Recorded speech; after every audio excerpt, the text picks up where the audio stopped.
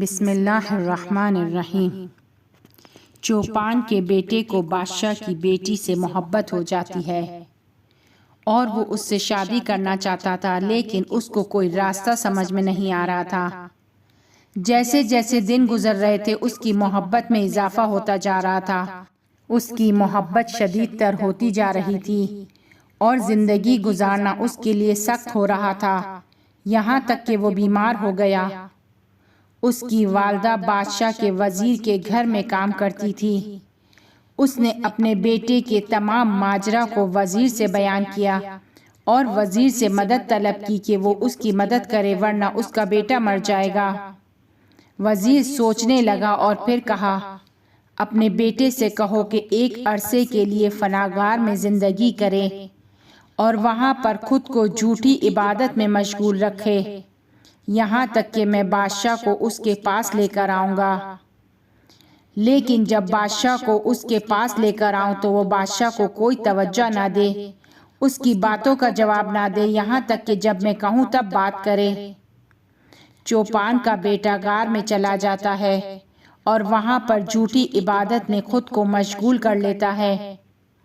وزیر شہر میں اس بات کو مشہور کروا دیتا ہے کہ ایک عابد ہے کہ جو غار میں آ کر اپنی عبادت میں مشغول ہے، وہ مستجاب الدعوات ہے، اس کی ہر دعا قبول ہوتی ہے۔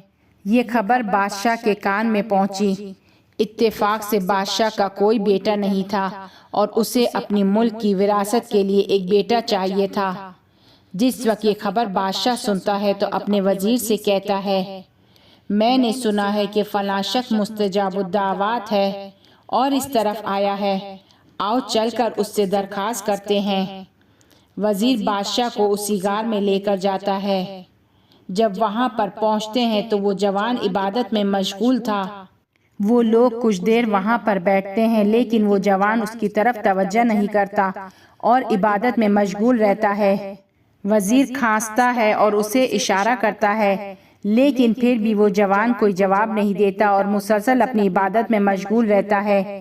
وزیر نے چند مرتبہ اشارہ کیا، جب دیکھا کہ جوان اس کا کوئی جواب نہیں دے رہا اور عبادت میں مشغول ہے، لہٰذا ناچار وہ لوگ واپس آ جاتے ہیں۔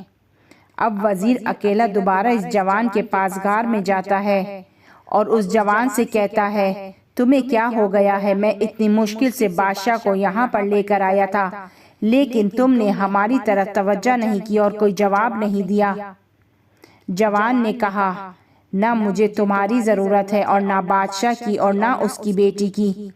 میں نے ایک عرصے تک خدا کی جھوٹی عبادت کی تو خدا نے بادشاہ کو میرے پاؤں میں لا کر رکھ دیا۔ اگر میں خدا کی صحیح اور سچائی کے ساتھ عبادت کرتا تو وہ مجھے کیا عطا کرتا؟